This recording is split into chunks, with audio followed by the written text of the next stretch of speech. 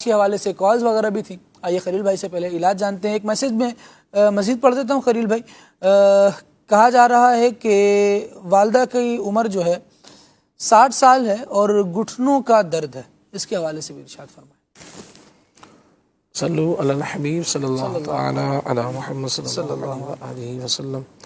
اللہ کریم رحمت کی نظر فرمائے ہمارے مریضوں پر اور صحت و تندرستی سلامتی عطا فرمائے. سب سے پہلے دماغی کمزوری کے حوالے سے سوال ہوا تھا جی.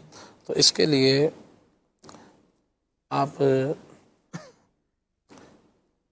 کشمش اور بادام، مختصر سا علاج کرنا ہے تو کشمش اور بادام 21 کشمش 7 بادام یہ رات کو آپ پانی میں بھگو دیں اور صبح جو ہے بادام چھیل کر اور یہ کشمش بھی آپ کھا لیجئے اور بادام بھی چھیل کر کھا لیجئے اچھی طرح سے چبا کر.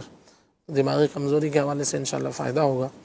مزید آپ اس کو بہتر کرنا چاہیں تو اس میں کچھ 4-5 دانے پستے کے بھی شامل کر سکتے ہیں اور کدو شریف کے بیج یہ بھی آپ آدھی چمچ اس میں مکس کر کے اس کو استعمال کرنے انشاءاللہ یہ دماغی حوالے سے مفید رہے گا دماغی کمزوری کو دور کرنے کے حوالے سے. اسی طرح سے آملے کا مربع آتا ہے بنا ہے تو وہ بھی 1 پیس صبح 1 پیس شام کو استعمال کر لیں انشاءاللہ اس سے بھی دماغی کمزوری کے حوالے سے فائدہ حاصل ہوتا ہے.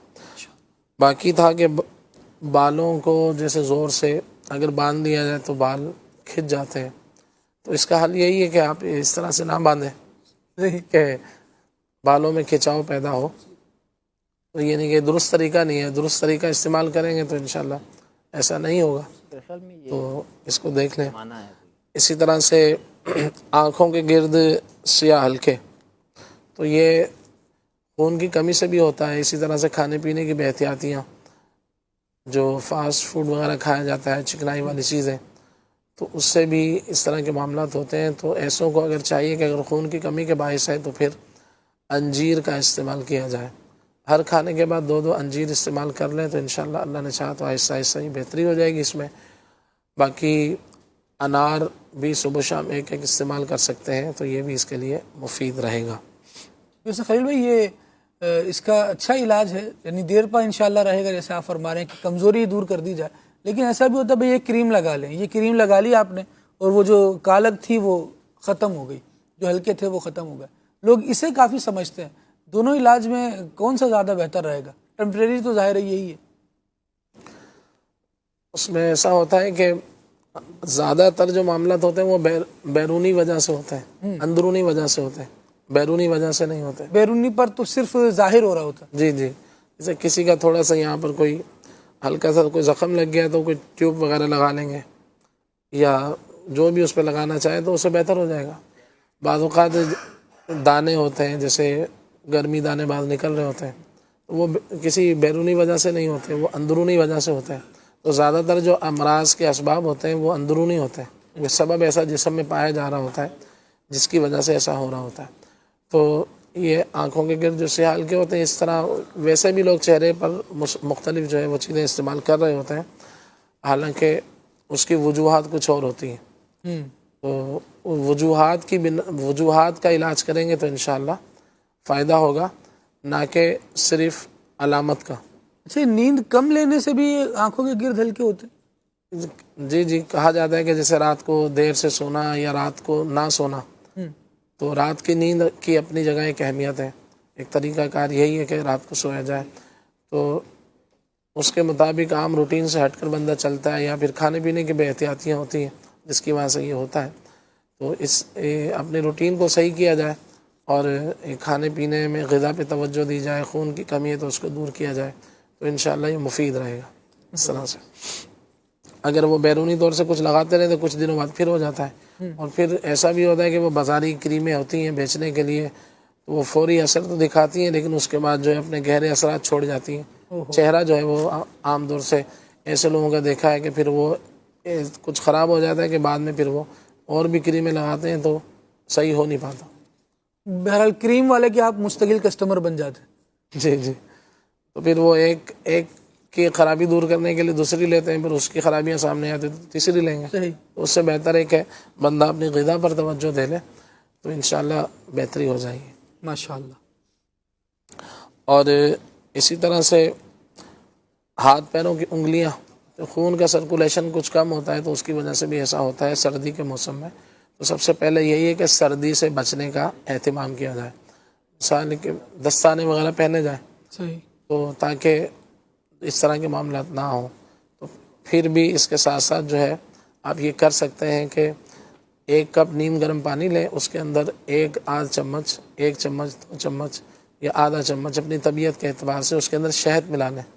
تو شہد ملا کر اس کو پی لیا جائے تو امید ہے کہ اس سے انشاءاللہ عز و جل اس میں بہتری رہے گی انشاءاللہ. اور ناک کی ہڈی کے حوالے سے تھا کہ سانس لینے میں تنگی ہوتی ہے، تو اس کے لیے ایک تو جو ہمارا ایک پودا ہوتا ہے، درخت ہوتا ہے جسے کہا جاتا ہے نیم، اس کے پتے لے کر گرم پانی میں اس کو ابال کے اس سے جو ہے ناک کی صفائی بھی کی جائے تو یہ جراثیم کش ہوتا ہے، تو اس سے جراثیم انشاءاللہ دور ہوں گے تو اس میں بھی فائدہ حاصل ہوگا. اس کے ساتھ ساتھ جو ہے وہ 7 بادام اور 21 کشمش، 7 بادام تقریباً 7 بادام اور 21 کشمش یہ رات کو سوتے وقت جو ہے یہ کھا لی جائے، اور پھر اس کے بعد کوئی چیز یعنی کھانے پینے کی کوئی چیز نہ کھائی جائے. تو اس سے انشاءاللہ عز و جل یہ بلغم وغیرہ جب جسم سے اندر سے نکلے گی اور اندر سے صفائی ہوگی تو انشاءاللہ سانس لینے میں جو تنگی کے معاملات ہیں یہ بھی بہتر ہو جائیں گے. ساتھ ساتھ جو ہے وہ انجیر کا استعمال بھی کیا جائے، انجیر بھی جو ہے بلغم کو نکالتی ہے. اور اس کے ساتھ ساتھ ایسے چونکہ اب سردی کا موسم ایک تعداد کو اس طرح کے معاملات ہوتے ہیں تو ساتھ ساتھ جو ہے وہ بھانپ بھی لی جائے، وہ بھی جو ہے جو سانس کی تنگی، ناک بند جو ہو جاتی ہے تو اس حوالے سے مفید رہتا ہے. تو اس کے ساتھ ساتھ ایک نسخہ بھی آپ استعمال کر لیں. تو ایسے جن کے جیسے یہ سانس میں تنگی وغیرہ کے معاملات ہوتے ہیں، نزلہ زکام وغیرہ، تو اطریفل استو خدوس، اطریفل استو خدوس تھوڑا مشکل نام ہے، تو یہ بنا بنایا ایک معجون ٹائپ کا ملتا ہے، تو یہ آدھی چمچ 2 ٹائم استعمال کر لی جائے.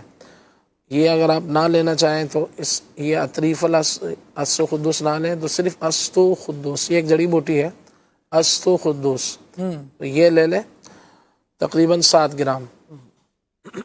اور اس کے ساتھ دھنیا جو ہوتا ہے، دھنیا یہ آپ نے لینا ہے 3 گرام، اور کالی مرچیں 3 عدد اس میں شامل کر لیں تو یہ 1 ٹائم کی خوراک ہوگی. تو اس کو صبح شام آپ استعمال کر لیں. استو خدوس تقریباً 6-7 گرام اور 3 گرام جو ہے وہ خشک دھنیا، سبز دھنیا نہیں خشک دھنیا، اور 3 عدد کالی مرچیں، ان کو آپ چاہیں تو پہلے سے پیس کے رکھ لیں اور پھر صبح شام اس کو استعمال کیا جائے تو انشاءاللہ عز و جل اس طرح کے معاملات میں فائدہ حاصل ہوگا. اور ساتھ ساتھ جو ہے وہ لہسن کی چٹنی بھی بنا کر استعمال کریں. لہسن کی چٹنی یہ ان کے لیے ہے پہلے جنہوں نے انگلیوں کے حوالے سے کہا کہ انگلیاں سوج جاتی ہیں، تو وہ شہد بھی استعمال کریں اور ساتھ میں لہسن کی چٹنی بنا کر استعمال کریں. وہ اس کا طریقہ یہ ہے کہ تقریباً 6 گرام لہسن ہو، 6 عدد لہسن کے جوے لے لیں اور اس کے اندر جو ہے وہ 15-20 پتے پودینے کے اور 5-7 اس میں کالی مرچیں شامل کر لیں. اس کو بنا کے رکھ لیں تو کھانے کے دوران اس کو بھی استعمال کر لیا جائے تو انشاءاللہ عز و جل اس حوالے سے جو انگلیاں وغیرہ سوج جاتی ہیں تو اس میں انشاءاللہ عز و جل مفید رہے گا. صلو علی الحبیب صلی اللہ علی محمد. آپ نے ایڑیوں کے حوالے سے ارشاد فرمایا تھا، تو اس میں ایک تو جسم میں یہ جو خشکی پیدا ہوتی ہے تو اس طرح کے معاملات ہوتے ہیں، تو سردیوں کے دوران جو ہے پانی کا استعمال اچھا رکھا جائے. پانی اچھے جس طرح سے گرمیوں میں پیتے ہیں اتنا نہ صحیح، تو اس سے کچھ کم جو ہے وہ پینا چاہیے تاکہ جسم میں پانی کی کمی نہ ہو، تو پھر یہ خشکی پیدا ہوتی ہے جس کی وجہ سے ایڑیاں وغیرہ پھٹتی ہیں. یہ بھی ہے، اور ساتھ ساتھ جو ہے وہ سردی سے بھی بچایا جائے. اور تیسری چیز یہ ہے کہ اس میں دیسی موم وغیرہ آتا ہے یا اس طرح پیٹرولیم جیلی جو ہے وہ آتی ہے تو وہ ان پر لگائی جائے. ایک طریقہ میں عرض کر دیتا ہوں جی. تقریباً 120 گرام پیٹرولیم جیلی لے لیں آپ، اور اس میں کافور ملا لیں، کافور تقریباً 12 گرام، اور اس کے ساتھ ساتھ جو ہے بورک ایسڈ، یہ ایک پاؤڈر ملتا ہے بورک ایسڈ کے نام سے، تو یہ آپ نے لینا ہے تقریباً 25 گرام. تو ان کو اچھی طرح سے مکس کر لیں اور رات میں اس کو آپ لگائیں. پہلے نیم گرم پانی سے ایڑیوں کو دھو لیں اور دھونے کے بعد جو ہے پھر اس کو اچھی طرح سے ایڑیوں میں لگا دیں. تو انشاءاللہ عز و جل اللہ نے چاہا تو یہ پھٹی ہوئی جو ایڑیاں ہوتی ہیں اس کا بہترین حل ہوگا. بعض اسلامی بھائی اس میں بہت پریشان ہوتے ہیں, وہ اس حد تک پھٹ جاتی ہیں کہ خون بہ رہا ہوتا ہے. تو پانی کا استعمال بھی زیادہ کریں, اور اسی طرح سے ساتھ میں یہ آپ کوئی بھی بنی بنائی بھی آتی ہیں اور یہ بھی بنانا چاہیں تو استعمال کر لیں, انشاءاللہ مفید رہے گا. ہاتھوں پر بھی لگا سکتے ہیں, اسی طرح سے جسم کے کسی بھی حصے پر اس کو لگا سکتے ہیں بیرونی طور پر. چلے اسکن کو ڈرائی بھی نہیں ہونے دیا جائے. چھوٹے بچوں کو دیکھا جاتا ہے کہ وہ بعض بچوں کی اسکن اس طرح کی ہوتی ہے کہ بہت جلدی, ابھی کیونکہ کراچی میں تو سردی یوں سمجھیں شروع ہی ہو رہی ہے, لیکن جلد کے حوالے سے پریشانیوں کا سامنا دیکھنے میں آ رہا ہے. اللہ کریم ہمارے بیماروں پر رحمت کی نظر فرمائے, اور معالجے کی طرف آنے, علاج کی طرف آنے سے پہلے احتیاط کی طرف اگر ہم آ جائیں گے تو انشاءاللہ بہت اچھا معاملہ ہوتا چلا جائے گا اور کافی سدھار آتا چلا جائے گا. کافی ساری مشکلوں سے ہم بچنے میں کامیاب ہو جائیں گے.